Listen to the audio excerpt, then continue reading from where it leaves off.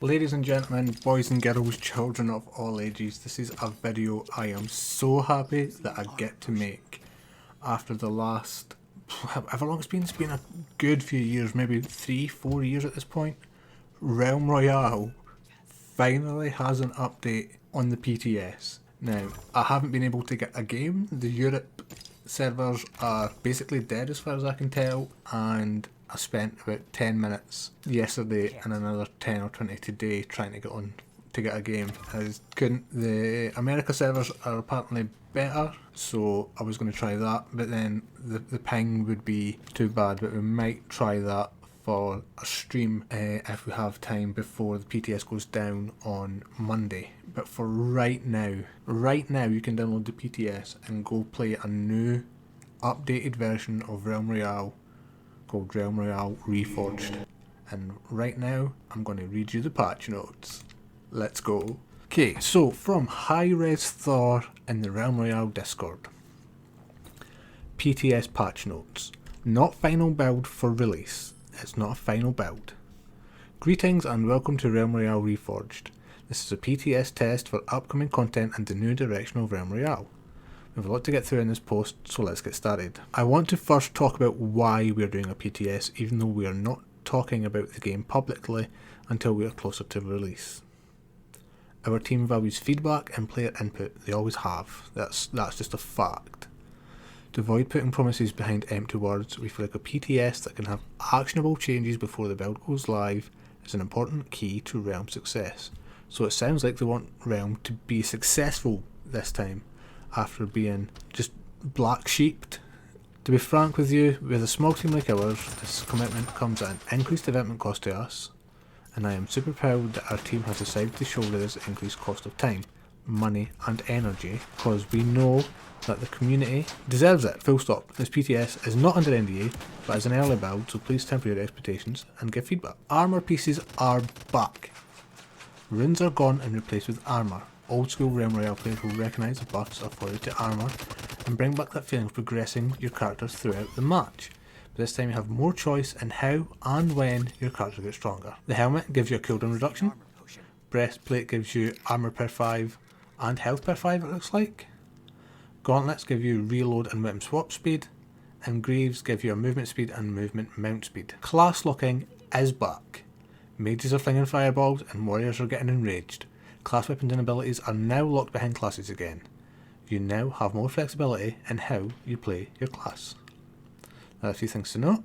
Class abilities are broken down into two types: movement abilities and combat abilities. So we have class movement abilities. These never change and you cannot drop these from your inventory. Only by upgrading or finding better rarities will increase its power of the abilities. Warriors get Heroic Leap, Hunter gets the new Grapple Hook, Mages get Soar, and Assassins get Blink. Combat abilities. These are the combat abilities you know and love, plus a few new ones. The twist is that you can now use combat abilities in either slot. Want to charge and enrage? Go ahead. Dodge roll and proc trap? Go for it. So there's a dev note here. The equip process is going through a revision. For old players you will instantly recognise the system. For current players you might find your muscle memory getting in the way, but hopefully you find the transition smooth enough. When your ability slots are full and you want to change to a new ability on the ground, you must first stage the ability and then hit the corresponding ability button for the slot itself. Class chests. Class chests target 3 important pillars of Realm Royale. The early game experience. Class chests are meant to be a way to target your class's playstyle early game. These will give you class abilities, class weapons and armour. This rarity is normally rare, but with a very small chance for epic. With class locking, it was important to give players economy and power in those first 2 minutes, and that did not feel too stifling to the overall looting experience. In live, the early game looting phases normally consist of finding a slug or a revolver, and then moving on. And the team hopes that this helps with the variety in the early game, leading to more interesting fights pre-forge, i.e. before the first 4 minutes are up. The new player experience. These class chests act as an important stepping stone for new players. We found internally and in live that players did not get to experience their class fantasy unless they got lucky with the class weapon out of a normal chest, or eventually found their way to a forge after trial and error. This will be an important guide on what new players should be picking up, massing and honing with their respective classes. Competitive, so they're looking at competitive again, which is really cool to hear. Class chests also target competitive realm, but more specifically trios. We noticed a trend with players would force shards into one player, giving the star player all the economy.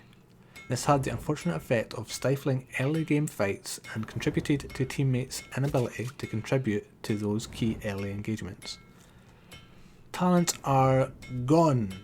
Dev note, this is an early build, so talents, loadout, mastery UI are a work in progress. We hear you when we say you enjoy customizing your class out of the game. Our team is looking at ways to bring that feeling in an exciting way. Loadouts. We are keeping loadouts. Players can use the loadout section to guarantee their class weapon and abilities from their class forge in-game. Talents. We believe that talents on live were toxic to new players. Having power locked behind an in-game playtime drove new players away and doubled down on the power afforded to veteran players both empirically and through intrinsic knowledge of the old system. We looked hard at every talent and adjusted the weapon/ability scaling accordingly. Cooldowns are reduced across the board, and in some cases effects are wrapped into the ability, but scaling with rarity. Mastery, check back soon. New circle sizes and queues. Besides testing new circle sizes, we have decided on solos and trios being our normal matchmaking queues. While we understand the frustration in losing what could be your favourite game mode, squads or duos. Duos personally for me, but we can make do. Let's focus on what you, the player, get in return. More players per match. We're targeting 60 players plus NPCs. Better balanced gameplay that tracks with the competitive scene it is participating in. LTMs that don't interrupt the normal matchmaking queues. Currently we have to eliminate a queue to force an LTM, which is not ideal. This is a compromise, but one that we think will be healthier overall for the game, and if numbers track accordingly, we can look at alternatives down the line. The new circle sizes are intended to bring back that feeling of battle, or battle royale genre, that we have gotten too far away from. Our original map was designed for 100 players, so by artificially scaling down the map to circle sizes, we can hopefully get that feeling the way we are aiming for. And then there's another dev note. The new circle sizes will be more noticeable if the POI for the final circle is closer to the edge. This is all calculated before the game starts. If the POI starts in the centre, the red will hardly be on the map at the start. At most, we're looking for around 4 to 5 forges cut off. There's a current bug with the Zeppelin spawning too far off the map that can lead to undesired consequences if you jump early. You probably know what those undesired consequences are. New abilities. Universal combat ability, Lightfoot Potion. Class combat abilities, Assassin gets Decoy, Warrior gets Enrage, and Mage gets Fireball. Class movement ability, Hunters get Grappling Hooks. There is now a new universal weapon called the Auto Sniper Rifle, which from the gameplay I've seen has 3 shots, fires faster, as you may expect, with auto in the name. Class weapons for mages, Ice Staff and Fire Staff. Dev note, mage weapons have needed a thematic overhaul. Sounds and visuals are still a work in progress, but we feel this is a great step in the right direction. Final points. Legendary weapons may only be forged, taken from loot goblins, or found in Zep chests. You can find the stats of all weapon cooldown armor. You can find the stats of all weapons, cooldowns, and armor here, which I will link below as a link in the Discord. Many abilities were tuned and given added effects. Skull of Chaos and Soulburst have been vaulted. White Skull was not supposed to be in, so apparently right now in the PTS there is a White Skull of Chaos.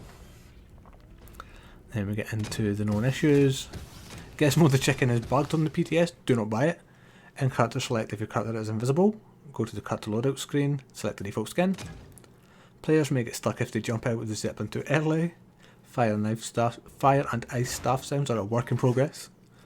Fire Staff will cause a sound dampening effect to the target when hit by projectiles. The controller on PTS may not work correctly. Players can hear chests open and close on the map.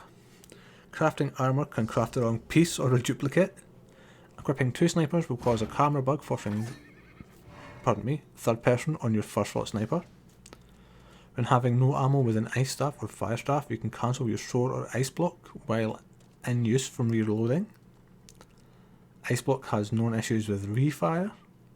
Firing with grapple hook and shooting has a chance to dry fire the grapple hook, causing it to go into cooldown but not be activated. Fudge res is not being calculated correctly.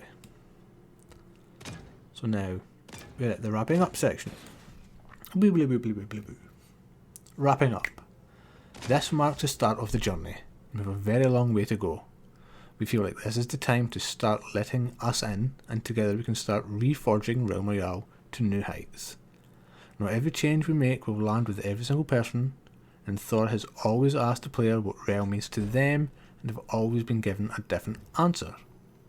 Depending on when they began their journey, or when they left, they set out to make Realm Royale Reforged a callback to what players remember, while honouring the current players who have given the opportunity to try again. They will make mistakes and sometimes disagree on a direction or a change, but together we are stronger. I ask of you to keep an open mind, and finally, Thor is so proud of what their team has accomplished in such a short time frame, so it doesn't sound like they've been working on it very long at all. He's honoured to be surrounded by such passionate and talented people. Special thanks to our external playtesters. 3 months ago we reached out to certain players to help balance, give feedback and help bug test the next leg of the journey. They were chosen based on a few credentials, but we would not have gotten as far without them. Each has had to make sacrifices for the team, and they've all been given the time and energy to help make this dream a reality. Down the line we will reach out again to people who are interested in going the extra mile, but we ask that you respect the privacy and understand that they are under strict NDA. Thank you, and see you in the Realm Royale team. How exciting is that? I've rambled enough and I've just read the patch notes. There's so much more I want to say, and I'll probably do another sit down video with more Realm gameplay in the background. Hopefully I can get PTS footage tonight or tomorrow. But I just had to get this out because I found out about this yesterday, and I've tried to get PTS footage, but I've got live footage for you here. But yeah, I'm so excited to get back into Realm Royale. It's the game that started my content creation journey. I started streaming it over on the purple side, and now for it to be coming back while I'm here, yeah, I'm so excited, and I can't wait to meet all of you in the Realm. Stay safe.